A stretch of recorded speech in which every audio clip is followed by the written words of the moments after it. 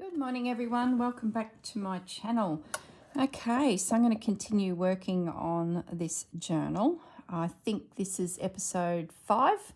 I did 4 episodes yesterday, so today is a brand new day and I get to play. So let's see how we go. Now I think the last thing we were doing was preparing these to think about putting some on the cover here. So just not sure how and what, so I might just have a little play. Yeah, like that. Maybe just a pop of yellow to tie it into the back. And the daisies. Yeah, I like the daisies. Okay, that'll do. Just grab my needle and thread, because I want to stitch around those stamps as well, like I did on the one on the back. So everything's dry now, so, which is good because it's had a day to, you know, settle. Let's thread this needle. All right. Okay, let's punch a few little holes in it. Goodness me. Don't need that whole book. Okay, so as I did yesterday, I just broke my quick unpick. No, that's, look, I just completely snapped it off. Lesson learnt, have some more padding underneath. That's a Clover too. That's supposed to be a good brand. Goodness, why? Now I need my book all. What have I done with that? There it is. Well, that's a good start, isn't it, to the video? Oh, it's funny too. I've just ordered, yesterday, I ordered this quick unpick that appeared on Facebook. I hope it's not a scam. I don't think it is, because I'm pretty sure I saw someone on YouTube with one. I think it might have been Susanna. It popped up probably about a month ago and I thought, no, that's a scam for sure. And it's a silver quick unpick. It seems to be coming from the UK. And they engrave your name on it. So when I saw it pop up again, I thought, oh, I've actually seen that in someone's hands in Australia. I might try and get one. So I ordered a new quick unpick. So there you go. It would seem I'm going to need a quick unpick, because I've just broken my one I've had for ages.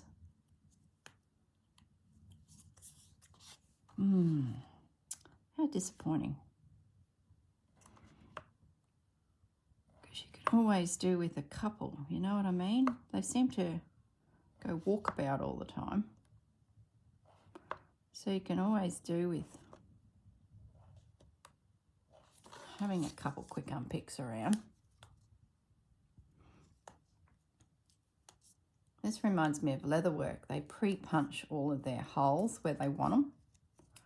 Then they'll come back through and do decorative stitching and things like that.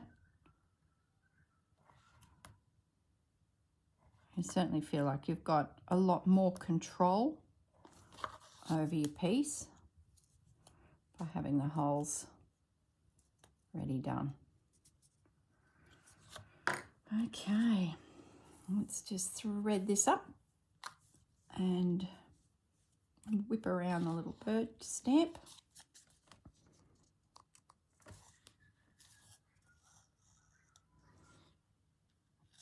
Now, I think yesterday, as I filmed the 4 videos, it was a Friday, and I was waiting on a shipping container to come in, and I kept checking the security camera. If you don't know what I'm talking about, just go back an episode and you'll get the general gist of it. Well, let me tell you, it's now Saturday morning.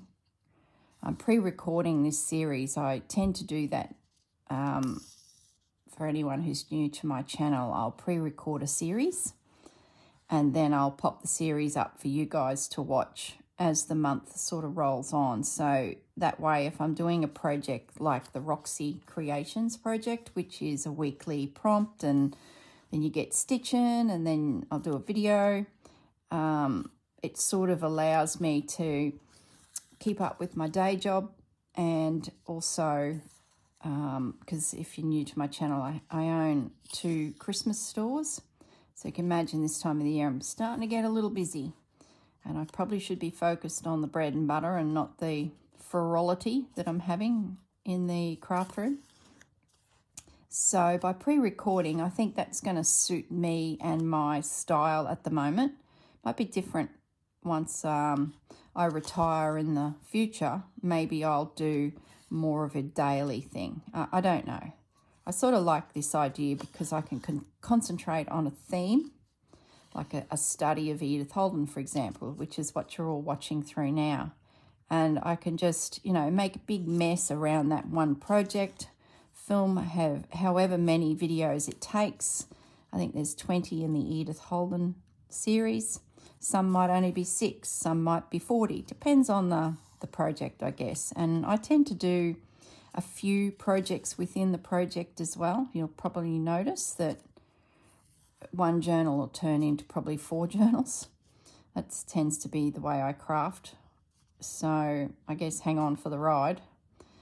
So what I'm trying to say is I was filming all day yesterday the start of this particular project, which is loosely based on Tim Holtz, but it's redoing a journal that I purchased that has pretty much fallen apart. And it is themed Tim Holtz, but I'm sort of now sprinkling a little bit of me into it, so which is slow stitch. And sort of probably making a little bit more feminine. Tim Holtz is quite an industrial sort of feel.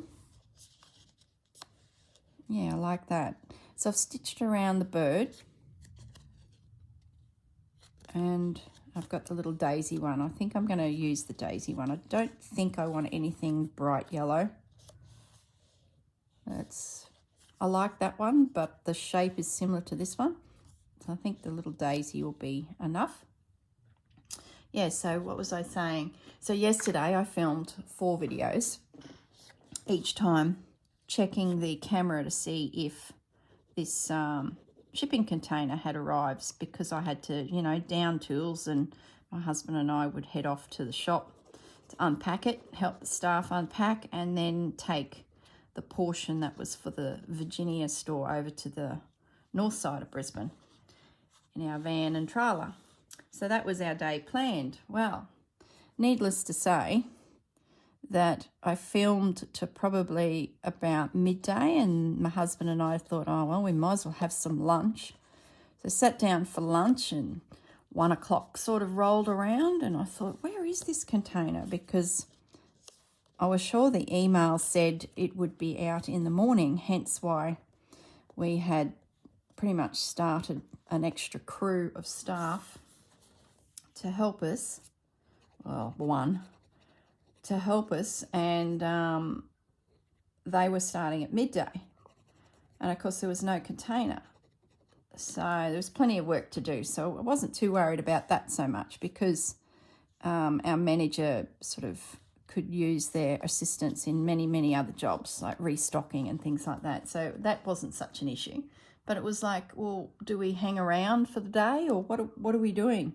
Do I come back into my craft room and film video number 5 and so forth?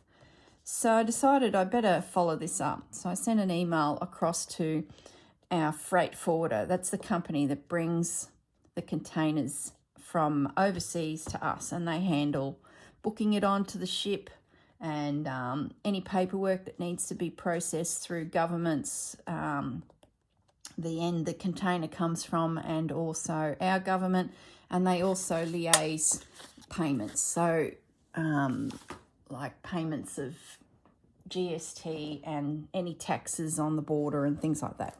So freight forward is what they're called.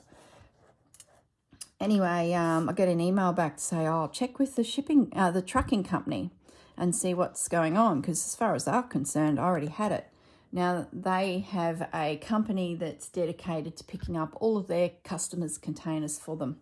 So how that sort of works is they would contact the company and say, there's a container coming in for Corrine. Can you pick it up from the port? So the trucking company contacts the Port of Brisbane, and the Port of Brisbane says, okay, your slot is at 11:51 at the dock 22. So all these trucks line up, in goes the truck at 11:51. A big crane picks up Corrine's container. Sometimes it's on the ship, sometimes it's sitting on the deck. It's already been unloaded. In this case, it had, and they're all unloaded. But because we had a public holiday, there was a backlog. So our truck's been in the queue of hundreds of trucks for hundreds of containers. You can imagine it'd just be chaos down there. And pretty much the long story short of it, they were in the queue still at 1:30, and then you get to a point where the wharf says, sorry, reallocation, and truck number Corrine 20, whatever, come back tomorrow. And yeah, that's the end of that. So, and because they don't move freight out of the Port of Brisbane to any great degree on the weekend, today being Saturday, that's where we're at. No container. And the container is sitting at the Port of Brisbane on the deck, going nowhere. So we got an email back to say it will be Monday. They haven't yet been given a new slot time, so we don't know what time Monday, morning or afternoon. So yeah, our Friday started early. About 1 o'clock, we're like, oh, we're not going to work. And that was the end of our plans for the day. So I thought, well, will I film more videos? What will I do? And I was so close to coming back in here and filming more videos. But I thought, no, I better do some housework. So that's what happened. The rest of Friday was washing. And I still really didn't do a lot of housework. I just did washing. So I really, really need to... I'm thinking, guys, of putting this here, actually. I'm thinking that this centre of the journal will be stitchery pages, and the paper component will be at the back. That way this is not sort of interfering in any way with it. And I don't really have a solution for here other than fabric and, you know, embroidering something, which is okay. But I think I might use one of these. It fits beautifully. It tones perfectly with everything else. So that's, yeah, that's what I'm thinking of doing. I'm going to glue this here. And then I can stitch a journal into there, some pages. And that pocket can go on the front. So what I might do is I'm going to glue this pocket on first and let it dry. I won't glue this on yet because I really want to do the stitching in of signatures first, because there's no use having it glued onto that back cover and then manhandling the journal as I flip it and flop it and try and maneuver everything to get signatures stitched in. I think it'll just sort of knock it around too much. So what I'll do is I'll pop this pocket on the front because that's a decision made. And that gets rid of one of those pockets. It's now found a home. And it can be a double pocket. So yeah, that's what happened Friday afternoon. Nothing. So now we're in a bit of a quandary. It's Saturday, nothing will happen. Sunday, nothing will happen. So Monday, we don't know when it'll be out. Hopefully early. I've got limited staff available on a Monday because a lot of them go to uni or school or, you know, have part-time jobs elsewhere. So if we see the container Monday, it'll be a Monday night unload, and then I can de-hire the container so that the Port of Brisbane has it back ready to go onto the shipping company's lot and eventually make its way back to, you know, wherever the container's needed in the world. So yeah, that's the story. And the kicker is, if it doesn't come till late Monday, we're not going to get our hands on it till Tuesday. And Wednesday, I have another 2 containers coming from another company. So yeah, it's getting a little tight. We can fit at the back of the store at Slacks Creek up to 4 containers. So logistically, it's not an issue, but if you imagine if one container drops in that is like the one we should have had, then another 2 drop beside it from a different company. When this first one's ready to be de-hired, and we only get them for 7 days, so they've got to be emptied and back on a truck, heading back to the Port of Brisbane by the 7th day minimum, probably by the 5th, to be honest, to give everyone time to process paperwork. And so yeah, so now this container is blocked in by these 2 containers. So when the truck comes down the driveway and he's dropped off this one, and then the new truck comes and he drops one, and then the new truck comes and he drops one, this one's now empty and must leave to go back to the dock. We've now got 2 containers in the way. So it's going to be a bit of a rush. And if it had have all come when it was supposed to, it would have worked out beautifully. So who knows how next week's going to play out. Could go a little pear-shaped, as one would say. But anyway, it's all good. This happens every year, and we seem to manage, and when we think we've got no staff to help because they're all going off and getting educations and things, suddenly we seem to have staff. And I've sort of decided now, don't worry about it. What will be, and it always seems to work out. So there you go. Now, back to my journal, as I've finished rabbiting on. See, I've wasted 17 minutes and I've done barely anything. What I want to do on the front here is create a pocket for bits and pieces to go in that might be able to be used whenever I pick this journal up and do something in it. So instead of just gluing on this pocket, now this one is from My Porch Prints. There's heaps of great kits with My Porch Prints. And this one I think is from the Script kit. I use it all the time. It's just a good, generic, gorgeous looking pocket. Now, what I want to do, because this has got a bit of a sewing twist to it, I want to cover this in fabric on the outside so that when I use it, there's paper on the inside. Does that make sense? Otherwise, you're trying to force fabric pieces in on a fabric inside. They just don't slide as well. You can do it, but it's nice that it's, you know, paper in there for fabrics just to not have friction against. So I've never done this before, and I'm thinking what I'm going to do is do a reverse pocket, a reversed envelope. Now, I want the prettiness inside. So what I'm thinking is, if I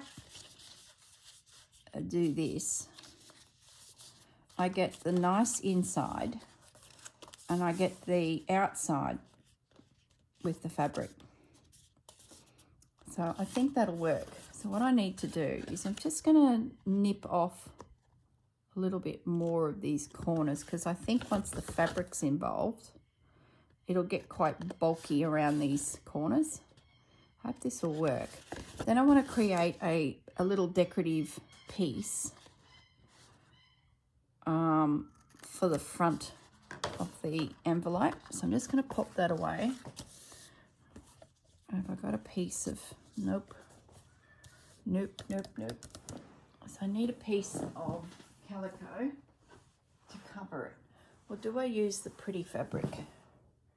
No, I won't, because I'm going to create a piece So I've just got my bolt of fabric here, and I'm just going to rip off some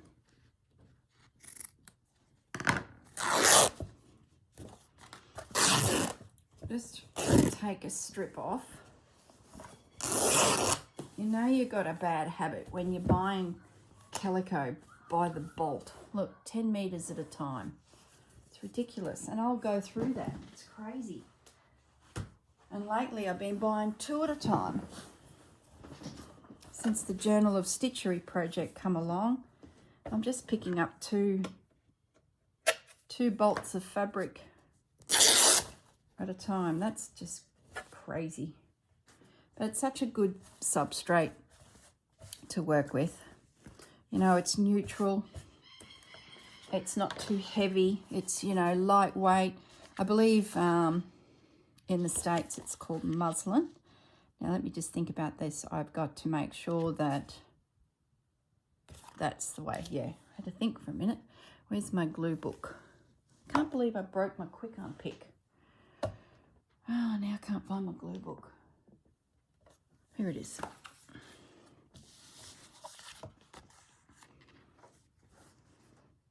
So that's going on there. Goodness me. This is not hard, but I am overthinking things a bit today. I've only just had a coffee, so maybe that haven't kicked in. So I'm going to cover this with my glue stick, and I'm talking a lot of glue because you want it to adhere well. And then I'm going to need to let it dry, and then I can create my envelope by just folding it up, gluing it all closed. I might pop it through the sewing machine and do a little bit of stitching on it too. Can't hurt while I got it open. So that just goes down there. Where's my tool? Make sure that glue sneaks into the fibres. Turn it over, give it a good burnishing.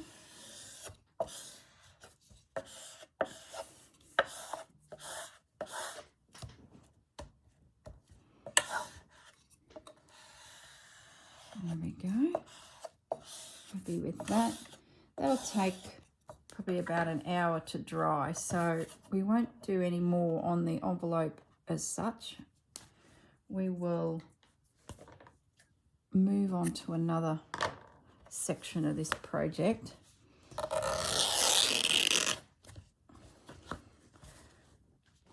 And the other thing to add to my container story is it's now raining, and because the rain is a day late, it's looking like it's going to drift into Monday, but you know, we'll see. Just to add to the challenges of running a Christmas shop when everyone's on a deadline. My staff want the stock because they just want to get playing with it. Gee, they're funny. I tell you, all I can talk about is what's in these containers and what they're going to do and how they're going to decorate this. And like, my husband and I have pulled back from the business at that degree because, you know, sooner or later you just got to let go. You can't do it all. And so a lot of the decorating that I used to do, I'm sort of more of an advisory sort of component, and I just let them go because, you know, if they do it themselves, they'll find it a lot easier to explain it to a customer later in the season when someone says, how did you make that? Well, they actually made it. So we've always had the staff very involved in decorating the stores because, you know, there's only so much you can do, and our stores are very, very heavily decorated. Being an artsy and crafty girl, that was always going to be a given. So we try and use as much product as we can to show people what they can do. So I have a team that's pretty hands-on now because I sort of haven't held them back. So they're all very excited to get this stock, which reminds me of me when I was running the show myself. I was like just itching to get my nose in all those boxes and what I could do with it all, and thinking about it and planning it. Now a lot of that energy goes into my YouTube channel, as you can imagine. When you're that way inclined, you've got to have an outlet. And for years I was just, you know, in the craft room myself, and I was starting to watch a lot of YouTubers, and over time, I think I registered my channel 2018 probably, thinking I might, but I just didn't feel like I knew enough about what I was doing, let alone what I wanted to specialize in. At that stage I was doing crocheting, quilting, a little bit of everything, and but nothing I really wanted to specialize in, so to speak. And then it dawned on me one day when I discovered journal making that I don't need to specialize in anything, because journal making, just from that point, you can pivot anywhere, from sewing, quilting, to slow stitch, embroidery, paperwork. You know, it's perfect for someone like me that wants to try everything. You know, for goodness sakes, I'm now watching Mouse Mansion videos. If you don't know what that's about, go into YouTube and type in Mouse Mansion, the Mouse Mansion, I think it is. And that's making mice out of felt and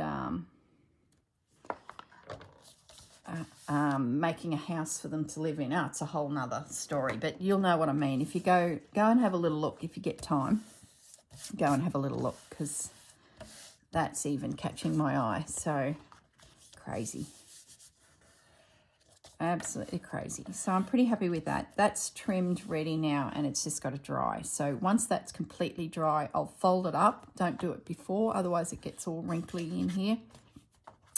And then I will be able to create a decorative piece. I'm thinking for this tat, so I might grab another envelope, which is from the same family. And I've got one. There we go.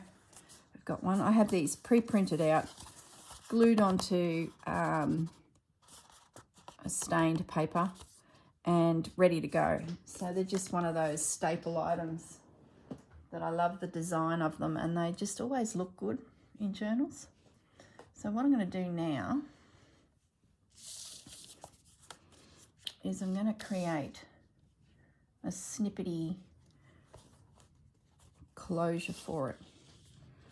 I've got anything smaller without chopping into that big piece. Not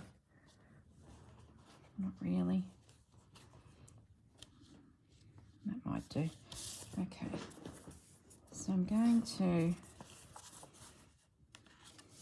just trace off the shape of our top, just to give me some boundaries.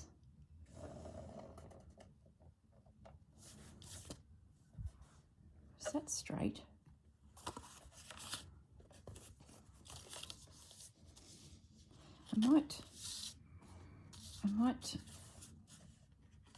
I might do that again, and I'm going to use the envelope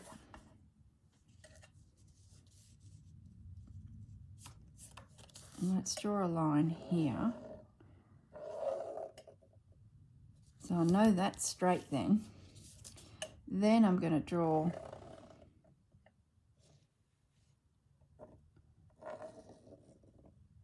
the lid. Oops. Okay, that's better. At least I know then when I cut it out, it's actually, you know, going to be straight. Now, I need some lace to lay over it and some bits and pieces. So what am I going to do? I might go back to this blouse because it's on the front. Oh, look. Hello, what have we got here?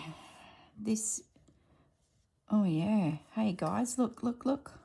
I've got a corner here to this little bolero. Yeah. Let's let's take advantage of a corner. Is it the right way? That's got a little decorative lacy edge on it. Oh yeah, I like that. That can come up there.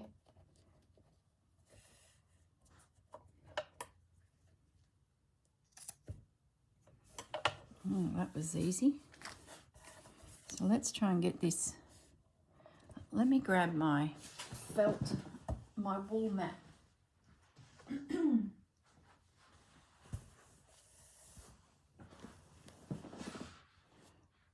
So at the moment, in the project with the Journal of Stitchery, the Roxy Creations Journal of Stitchery, the prompt is Snowflake and Christmas tree. So last night I was embroidering beads onto the snowflake theme, the snowflakes, and my friend, who I've mentioned before many times, my best mate, she has taken on crocheting as well. She taught herself about the same time I did. So she has really gone for it and is making all sorts of things, from kids' toys to little kids' elements, you know, clothing and bits and pieces. So I asked her if she wouldn't mind, due to my time restraints, crocheting me some snowflakes. And I've had this book burning a hole in my cupboard for a little while, 100 crocheted snowflakes. If you want to check it out, it's in my list of favourite things on Amazon. Now, Amazon do sell it, but I reckon you'd be able to get it cheaper elsewhere. So I think I got mine from Booktopia.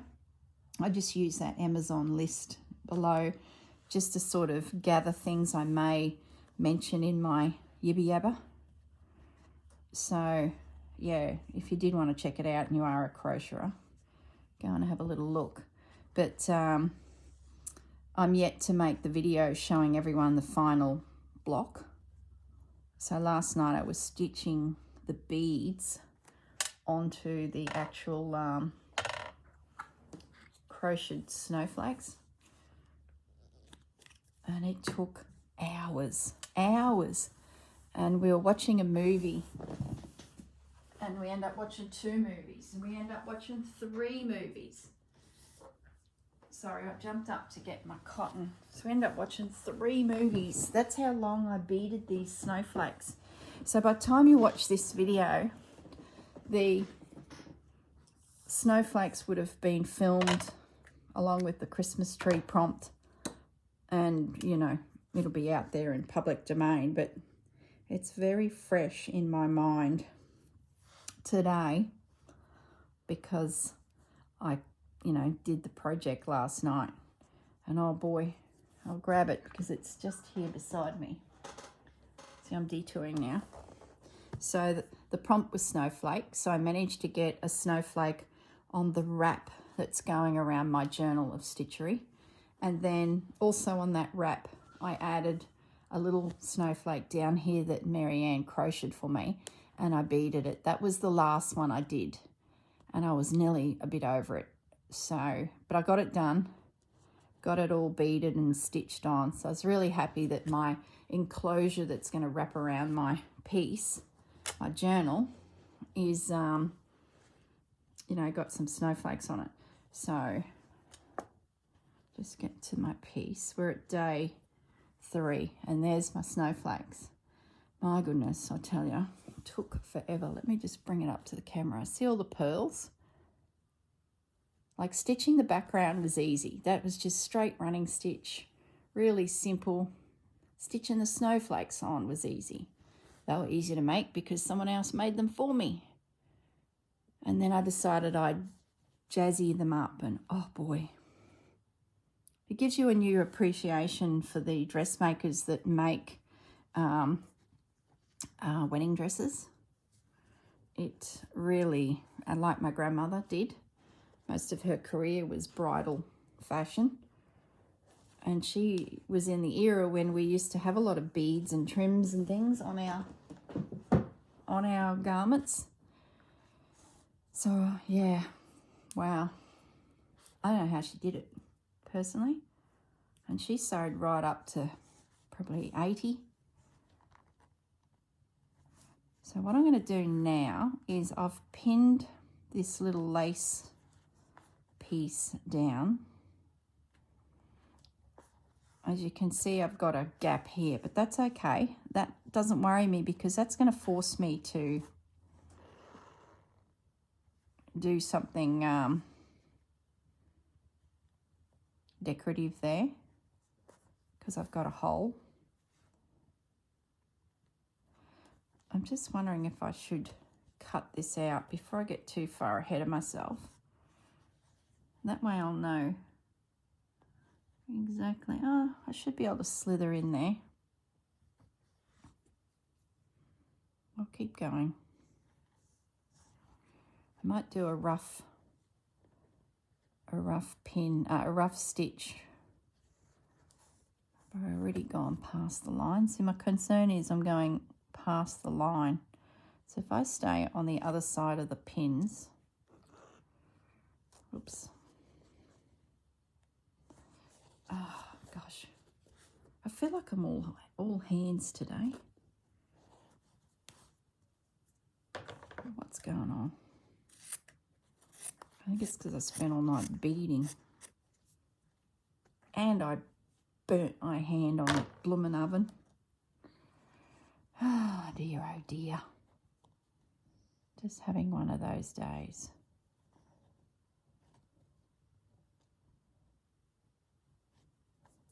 Oh, now my needle's unthreaded. Come on.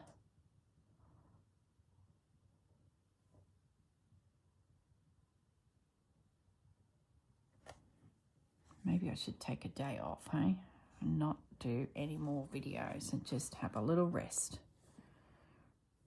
No, this is my rest. This is my downtime. I'll come good. I just need the coffee to get into my system.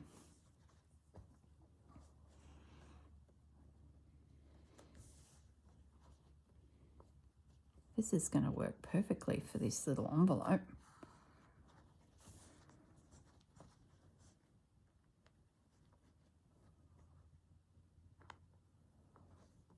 I think I mentioned in the last video too that we're hoping to have a bonfire Saturday night to burn all of old archive files from the business. Well, that Saturday night is tonight, but it's raining. And my friend Marianne, who crocheted those little snowflakes for me, she went to Melbourne for a big conference for her work. She's a teacher. So she went to Melbourne for 3 or 4 days and she's come back with a tummy ache.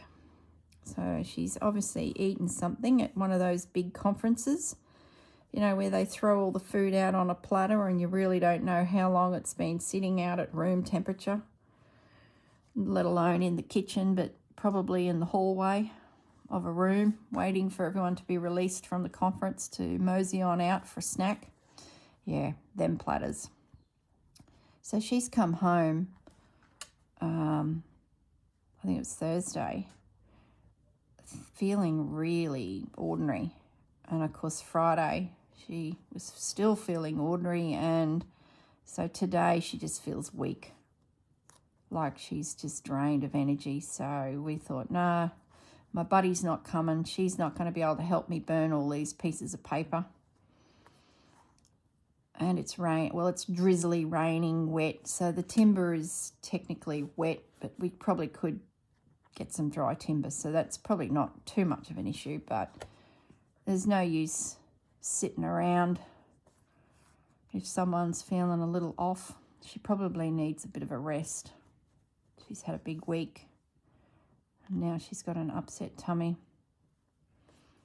She thought she had COVID the week before last, so even the trip to Melbourne was looking really shaky, but it turned out she had numerous tests plus the proper PCR test, and she had nothing, but she was sniffling and carrying on with her nose, and It turned out she must have just had a cold, but she didn't even have influenza, anything like that that the test could pick up, but she knew she felt a little off.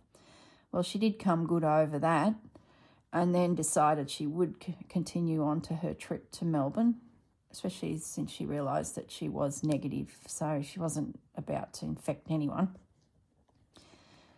And then, of course, she gets to Melbourne, and what happens? She comes back with a tummy ache because of something she's eaten. So, yeah, not good when that happens. Sort of knocks you on your bottom for a bit, doesn't it? There's not much you can do about it. So my burning of my paperwork to make room in my cupboard for more paperwork, the 7-year-old paperwork plus the 2 years prior, so 2015, 2014 and 2013, all needs to be burnt. So we're talking a pile of boxes that's probably to my waist height, and if I took 3 big steps, that's the length of the pile. So you can get a bit of a visual on it. And just a single line of archive boxes with folders and things like that.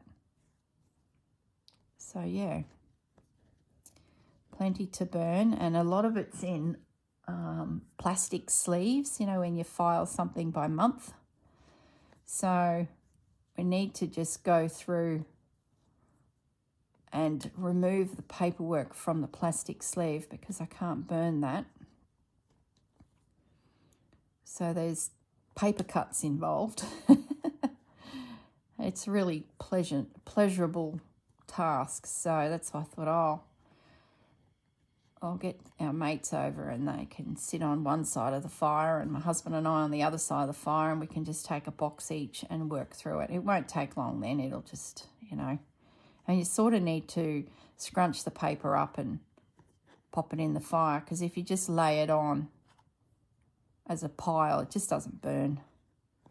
So you end up half doing the job, and then the next day a breeze will pick up and you have paper going all over the countryside. So it's sort of, trust me, I've learned.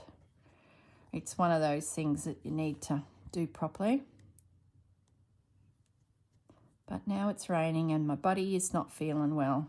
So that's the end of that. So tonight is going to be a quiet night of probably movie or 2 or 3 and needlework, I'm guessing. I don't really have anything to go on and stitch with either, so I might have to create a project. What a shame. What a shame.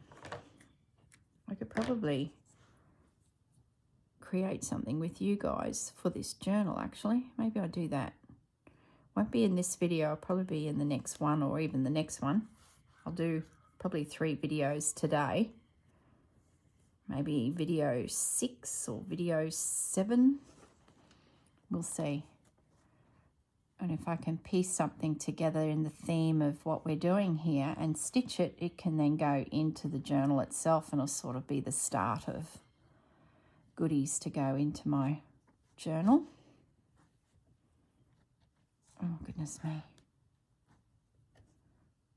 Did I knot that together?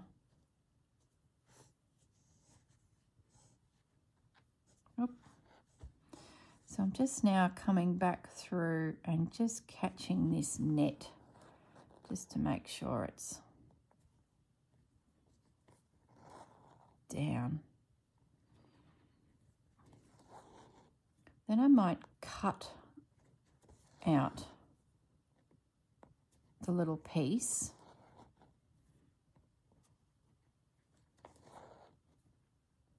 and then we'll sit it on the envelope and just sort of see what it looks like, and that'll help me decide what the next element is. I want the back of the envelope, you know, behind the envelope to also be a pocket.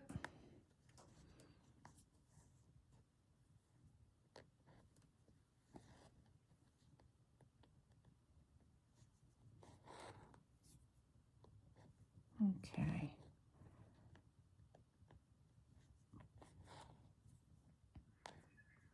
That's pretty good.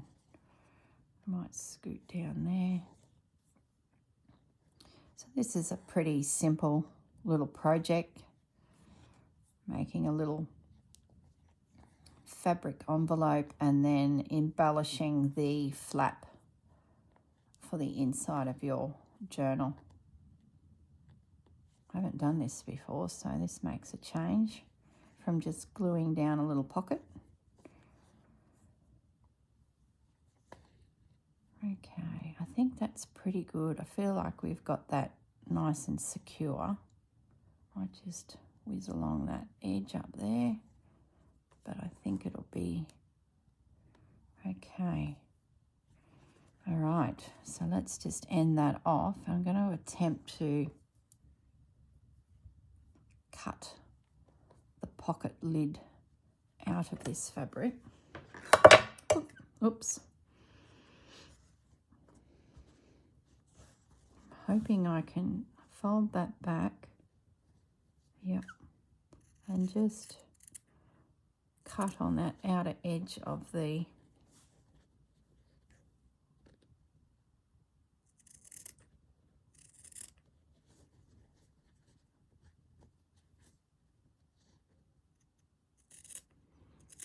You'll notice from my channel that I use a lot of fabrics in my journals.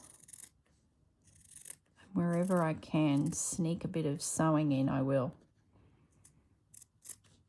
Just, I think, makes the process more interesting. Otherwise it can become very repetitive. And if you can bring as many elements, even like bringing watercolor paints into it, just, I know that's the term is mixed media. I'm not really talking about that to a degree where you alter something completely like some of the ladies do. Like, they are talented. Andrea from Artie Mays, wow. I could watch her all day.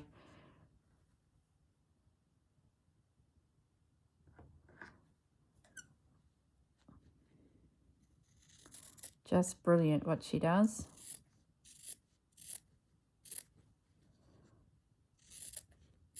Okay, so we're coming back along the top there.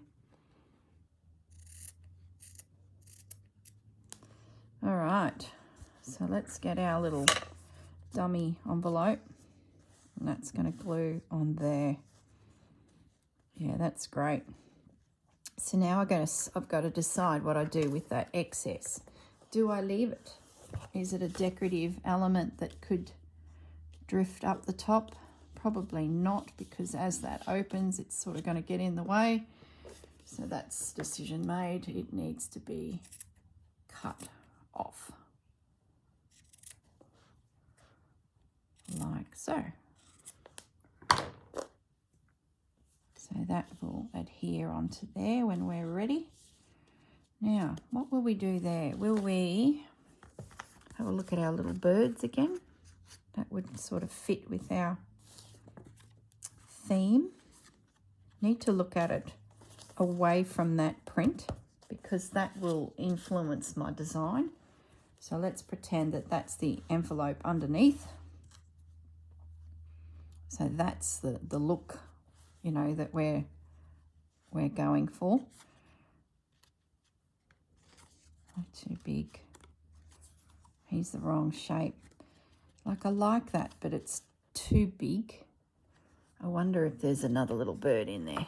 Let's have a little look. Butterflies, Easter, flowers. Must be in this one.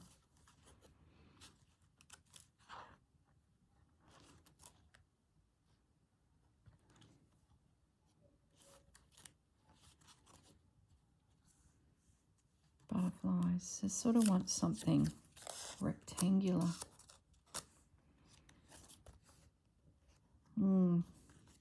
Nothing's jumping out at me. Too big.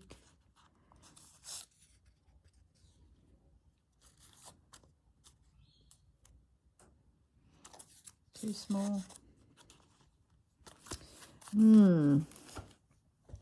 Oh, I know.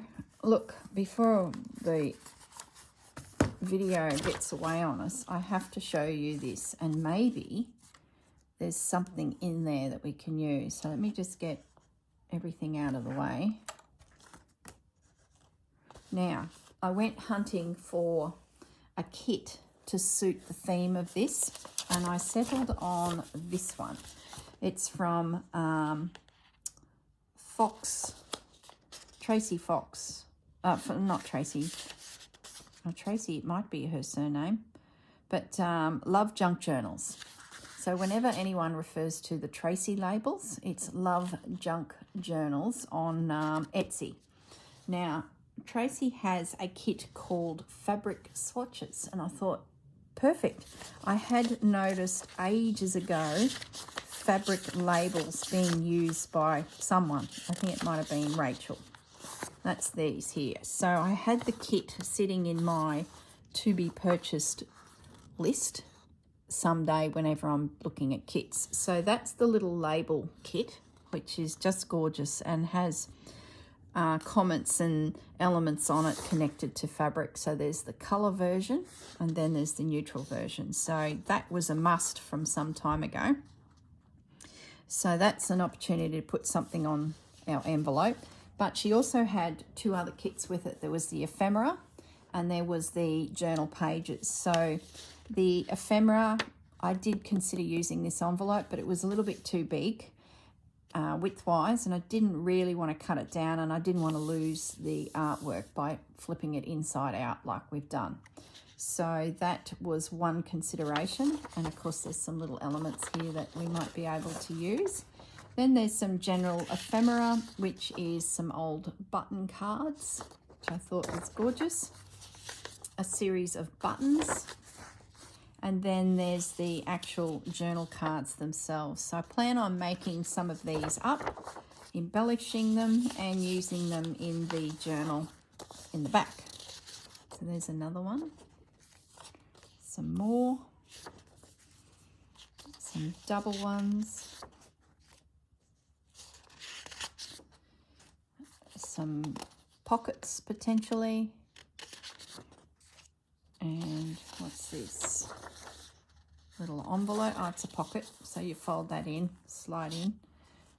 Some little swatches, a couple more pockets and some little elements, some tall pockets. And then the third kit I purchased was the actual journal pages themselves, and I thought they were rather cute because it looks like a fabric swatch book, so you can actually see the outline of the book itself.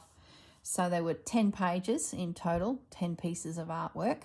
So I printed off 5, then I popped them in my printer again and printed the same, the remaining 5 pages on the reverse. So that then gives me a double-sided page. So I can tear that down and prep it up and it's ready to slide into my journal. And I thought, as I do embroideries, I will put on some of these swatches here, some additional fabrics that I've used in the embroidery. So the back of this journal will become a fabric swatch journal of its own connected to my embroidery. So that's the plan. Isn't it just gorgeous? And I will slide in amongst it some extra papers because there might be some other elements that I want to, add. I may not even add anything to these pages, use them as just decoration and then put normal paper in between, and that's where my fabric goes. I'm just not sure, so we'll work through that. Isn't that gorgeous? Could actually reproduce that. Lovely. So that's the kit that I've decided to use. So that will be a bit of fun. I was thinking there was something in that I could use on my little envelope. So let's have a little look. What have we got here? What if I cut out this label? Actually, I might cut it a bit looser, as in around the outside. Let's back it on some paper so that it's nice and strong. And the label in the artwork, I can see it has printed a little fabric swatch, like a little itty bitty bit. Oh, I know what I could do. So that's now a little bit more rigid. I have a button that's kicking around here. Look, button. So let's go to the fabric scraps left from doing the cover. Pop on a fabric scrap and the button and attach that to the envelope. Oh yes, I do like that. Let's just take a nip off the corners to give it a little bit more shape. I might leave that corner, it'll just give a little bit more meat up here for something to adhere to it. So where's my fabric scraps? Here we go. What have we got? Anything interesting?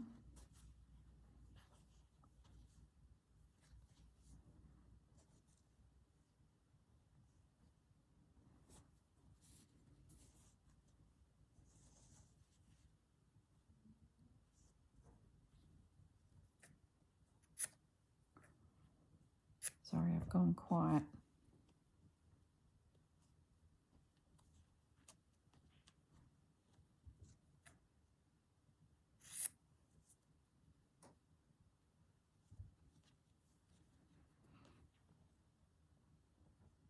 So following Tracy's lead, she's put a little swatch of fabric there. I'm creating a cluster.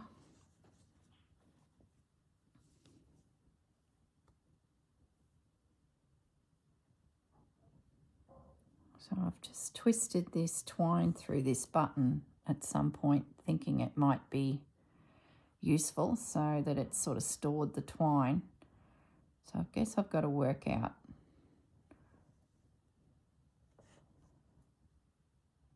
I like the other side of the button. See how they've made it out of shell and they buff it until they get down to the mother of pearl. And this side is supposed to be the underside of it, and it hasn't been completely finished. But I like how it's got that pop of brown there. So I'm just gonna flip this around. I don't know what I'm doing here with this piece of string, or so I think because it's got 4 holes in it, degree of difficulty. So if I bring that back up, that 4th hole, okay. I've now got the crisscross in it, which is good.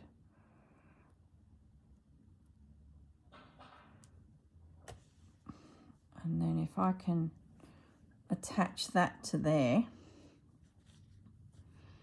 I think that will go down okay. This, I think I need to put a decorative stitch around. How are we going for time? Time is ticking on. This is going to be a bit longer video than I had thought, so I do apologise. It'll take forever to upload, but I can't stop now. I'm on a roll.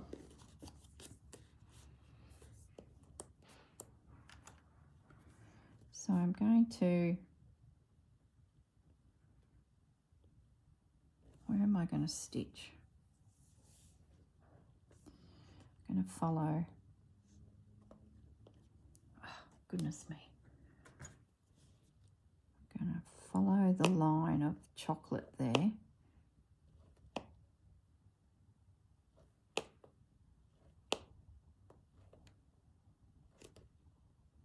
Am I even on camera? My hands are in the way, but that's all good.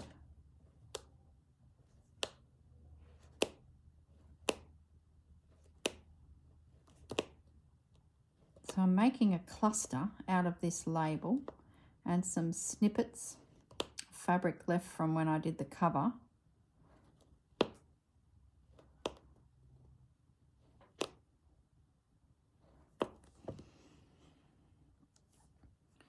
Needle and thread. This might be enough to get around the previous needle, and it's knotted.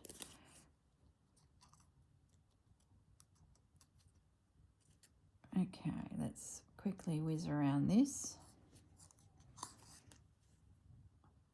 So we're following the style of doing needlework on paper elements, but you do need to back them. Like I cut that little label out and then I glued it to this old cookbook, which is quite a heavy paper, and it just reinforces it, not only to make it more durable as hands touch the page and maybe bump things, but it also allows you to confidently add some stitching to your piece because you're not going to be ripping through paper.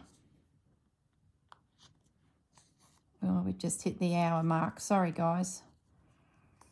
If you can dedicate an hour of your life to watching this, I should probably stop the video and come back in the next episode, but I think you'll get the general gist anyway of what I'm doing.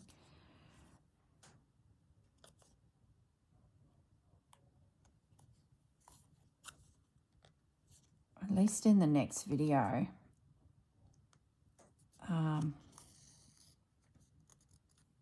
the envelope will be dry too, so we can attach this decorative flap to the envelope. Now, what I might do is see if I can also, sort of feel like that needs to be shortened. Yeah, that's better.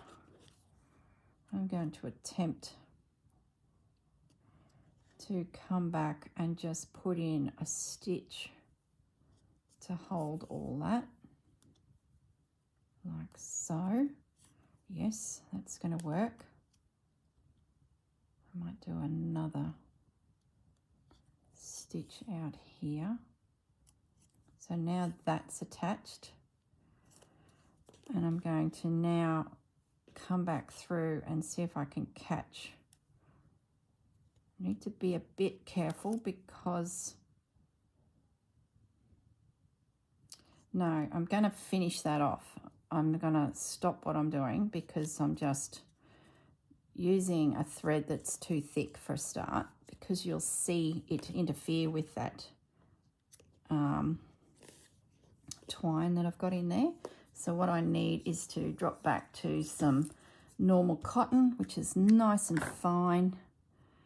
And the other thing I need to do is probably actually stitch it onto here, like so, and the button. And if I can do that all in one movement, that would be, yeah, that's better. So I'm now attaching it also to the flap of the, which I think will be good.